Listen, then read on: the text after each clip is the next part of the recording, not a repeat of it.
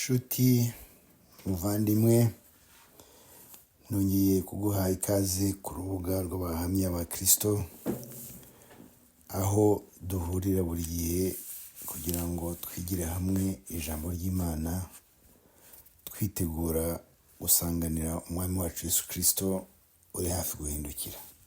Ntabwo tuzi umunsi, ntabwo tuzi igihe, ariko twigishwa yuko, tubwirwa kenshi yuko tugomba guhora twiteguye, kuko ntawe uzi igihe azazira. Ariko byaba byiza buri munsi dufashe cyo kwiga no gusobanukirwa neza n'ijambo ry'Imana, cyane cyane amagambo Yesu yatubwiye, umwe udusezeraniye ko azagaruka.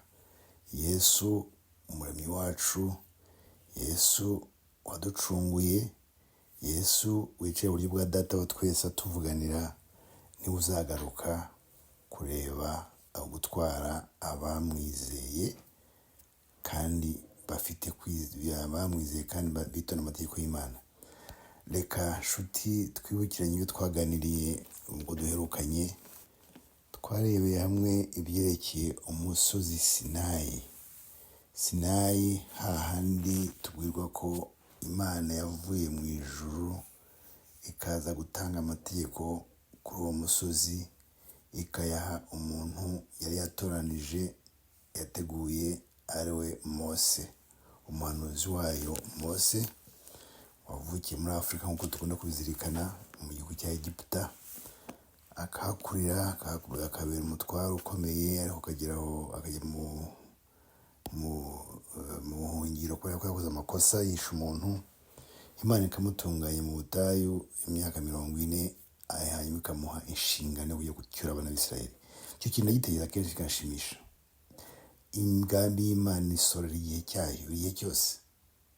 Igihe kigeze yohereje Mose ajya gucyura abana b'Isirayeli bakomoka ku mukurambere Aburahamu.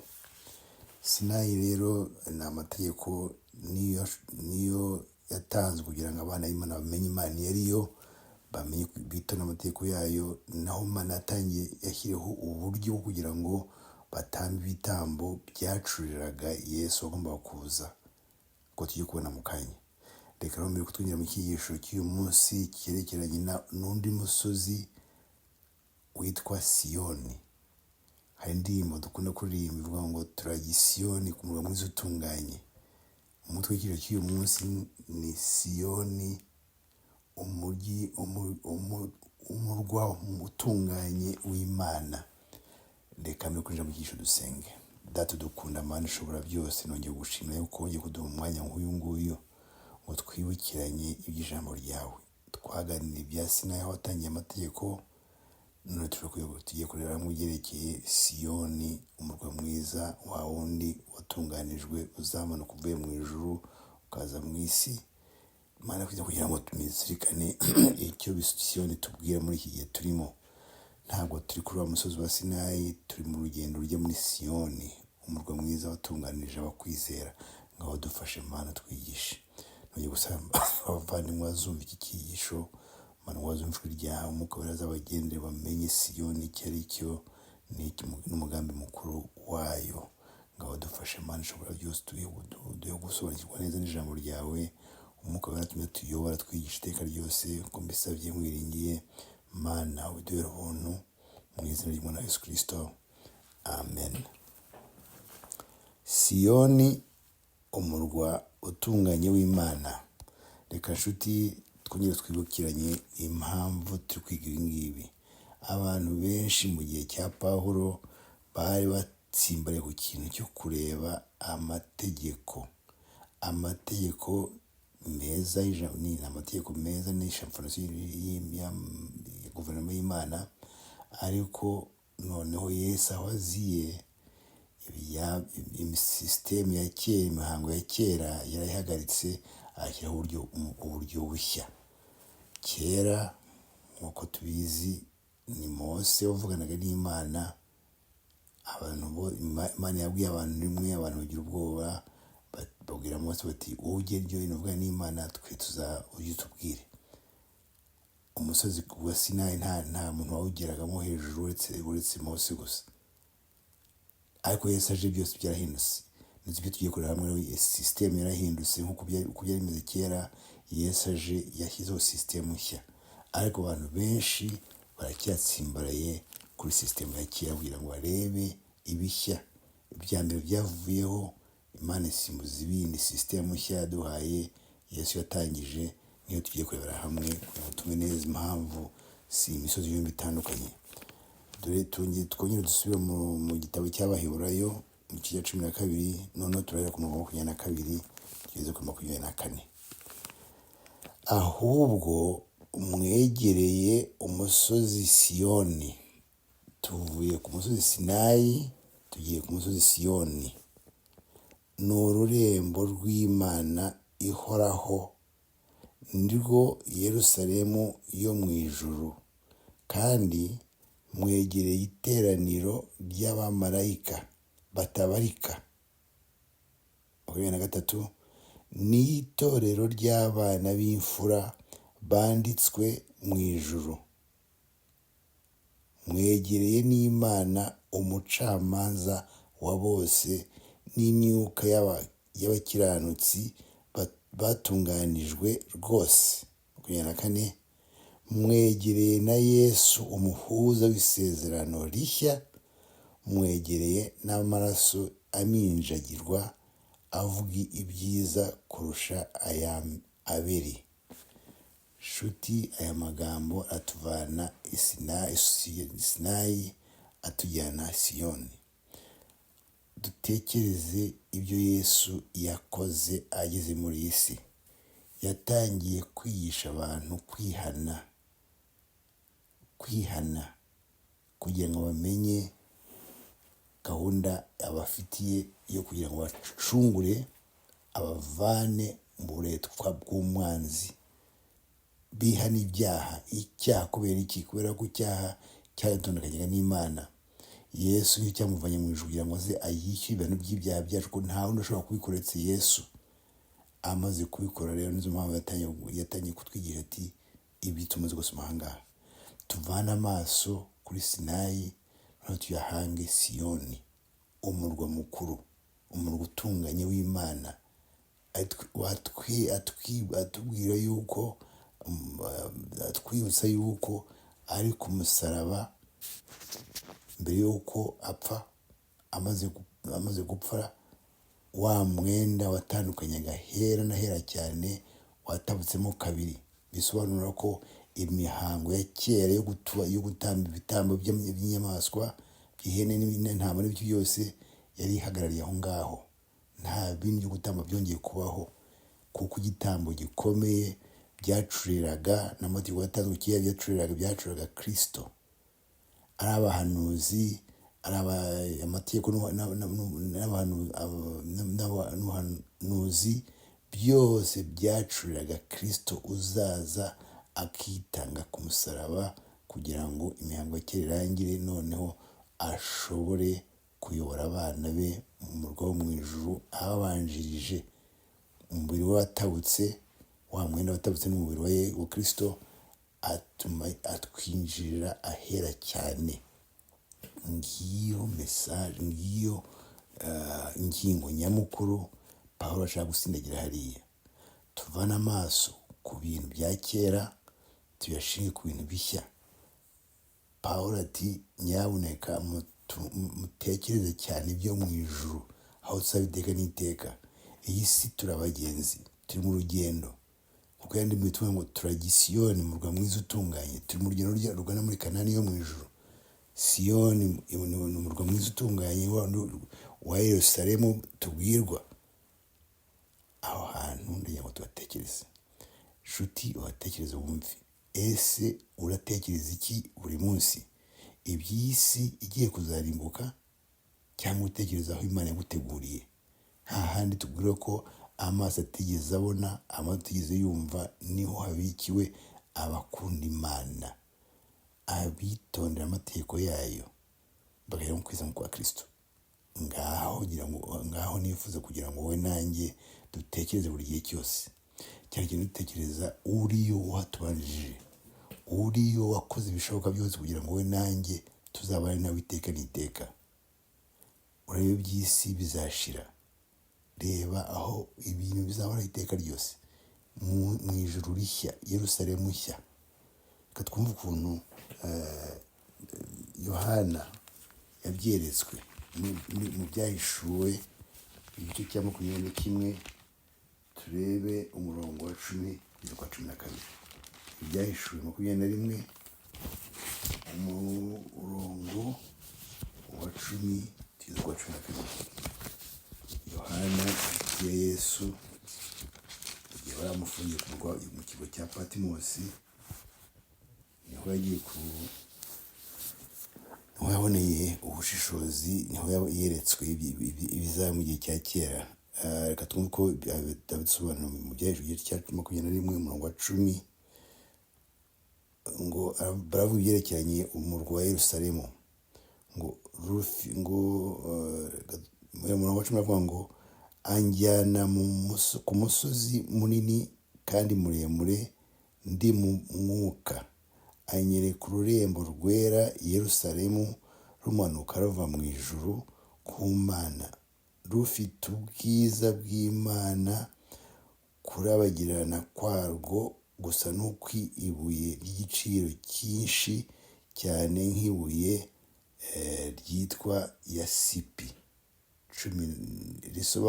ribonerana nk'isarabwayi. 12 rufite inkike nini kandi ndende, amarembo 12, no ku marembo hariho abamarayika 12, kandi banditsweho amazina y'imiryango 12 y'abana b'Isirayeli.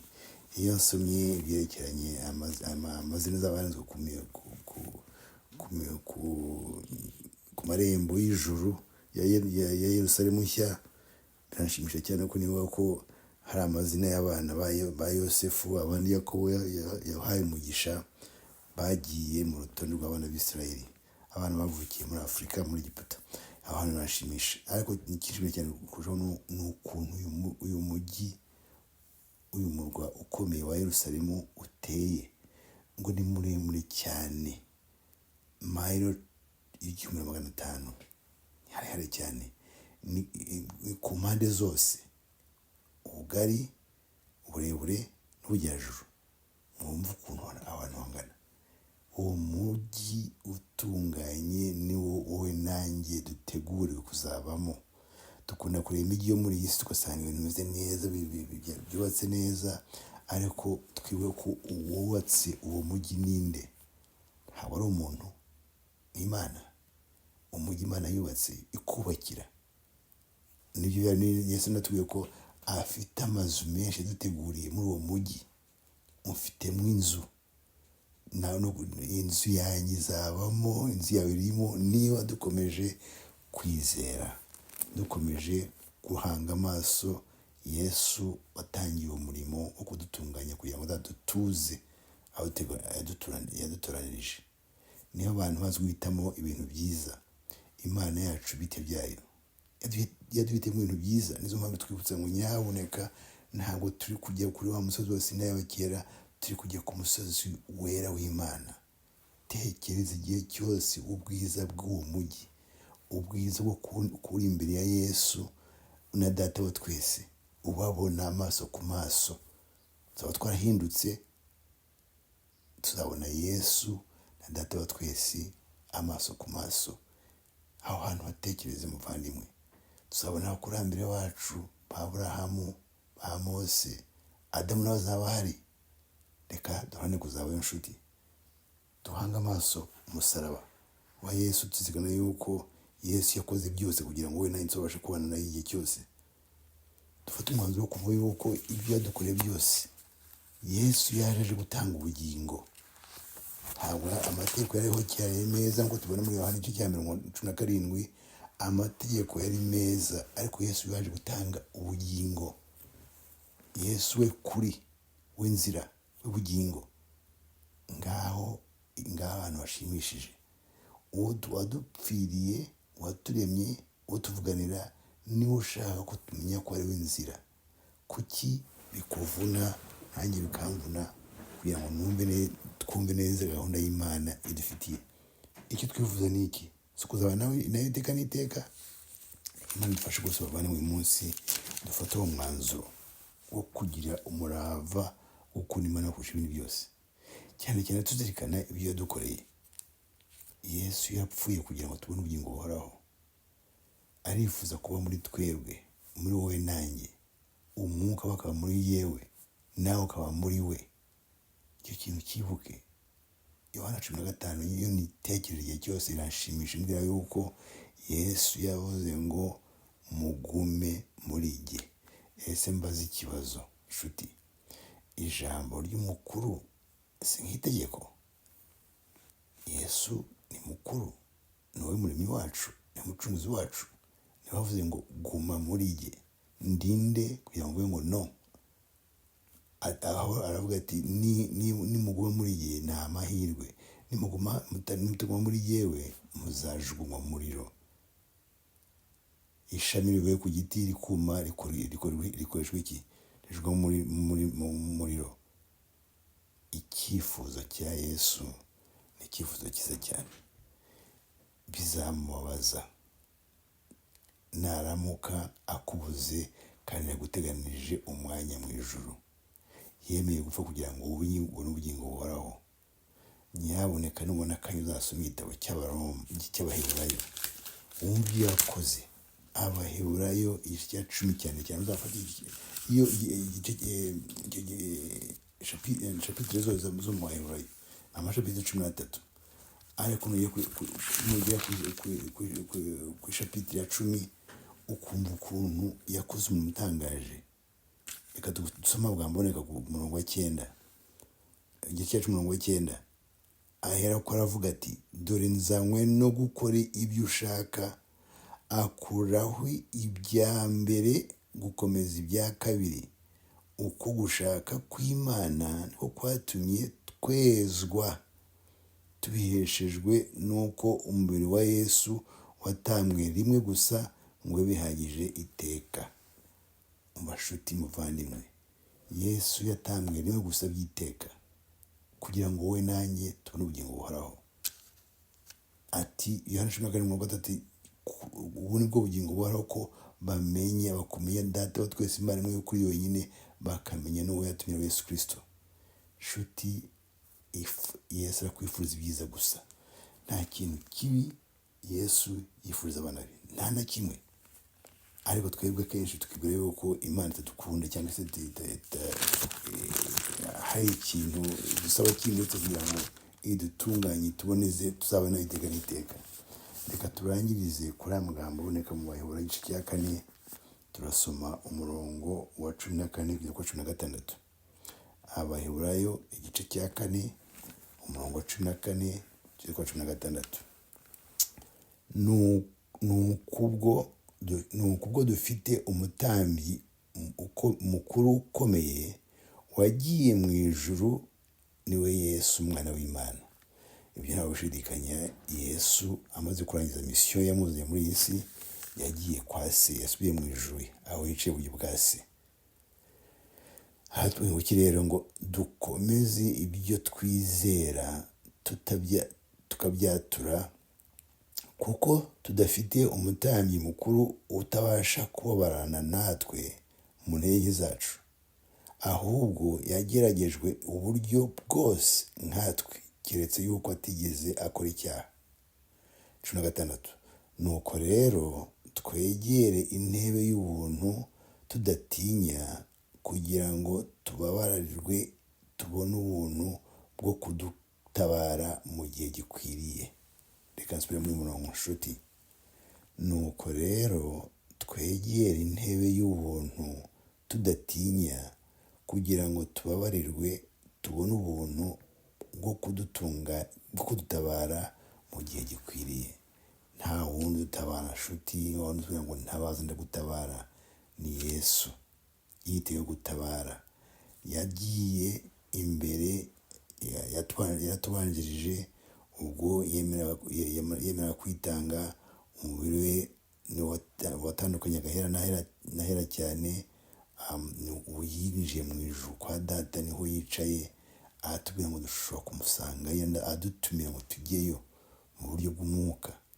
Agiye gutegura aho tuzabana nawe amaso ku maso, ariko ubu ngubu duhabwa invitation yo kujya kubonana nawe, kumutabaza, kumusabye dukeneye byose.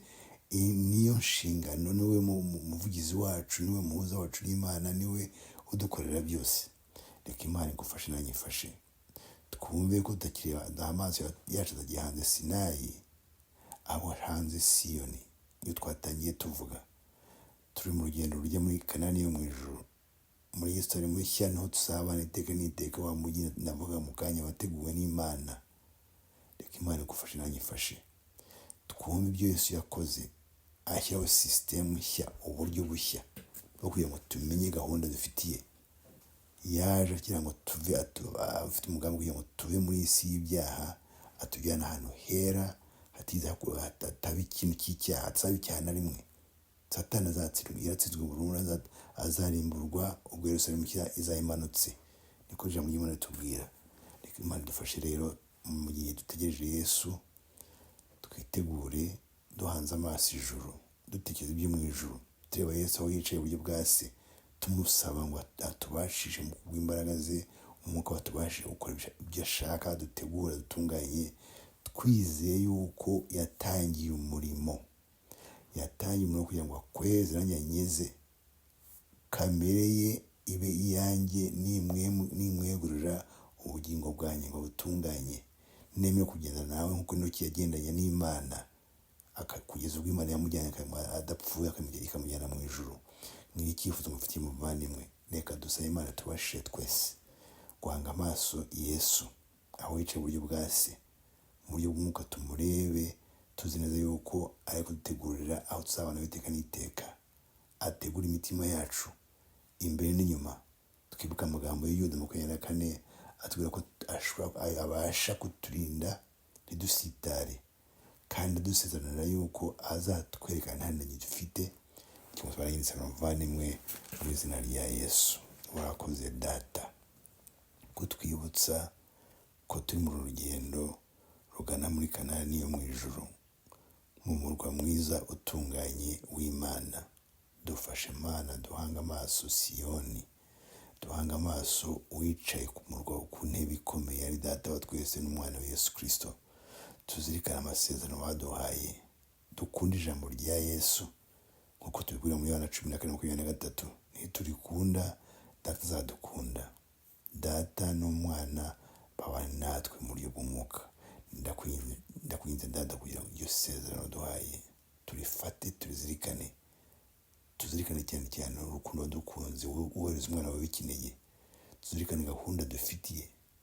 Ntiyifuza ko hazagira umuntu umurimbuka, yifuza ko twese tumugingo buhoraho.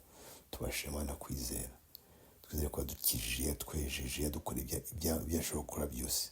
Yapfuye rimwe gusa by'iteka. Reka tuzirikane iteka ryose, twirinde ikintu cyane isa nacyo, tumeze twamadaye nawe none iteka ryose. Nicyo nsabira wese, nanjye nisabira mu izina ry'Umwana wa Yesu Kristo. Amen. Murakoze inshuti bavandimwe, mumaze kumva iyi miburo ibagezwaho n'urubuga rw'abahamya ba Kristo. Turashima Imana kubyo ikomeje gukora. Abahamya ba Kristo bafite ibyigisho kuri YouTube. Washyira mu ishakiro ugashakisha abahamya ba Kristo podcast, ndetse wareba kuri Spotify, X, Instagram na Facebook n'indi miyoboro itandukanye. Duharanire twese kuba mu ruhande rwa Yesu Kristo ibihe byose tugihumeka, tuva mu byaha kandi tumwitegura kuko ari hafi kugaruka. Duhitemo Yesu bikiri none, kuko ejo atari ahacu. Ushaka kutwandikira, wajya ku rubuga www.abahamyabakristo.org, email abahamyakristo@gmail.com, kuri telefone guteranya 1 717 856 6 Abahamya ba Kristo twishimira abatubaza ibibazo cyangwa abaduha ibitekerezo. Musangize inshuti n'abavandimwe ibi byigisho. Uwiteka abahe imigisha mvajuru, mukomeze kugira ubuzima buzira umuze n'amahoro biva ku Uwiteka bibahoreho.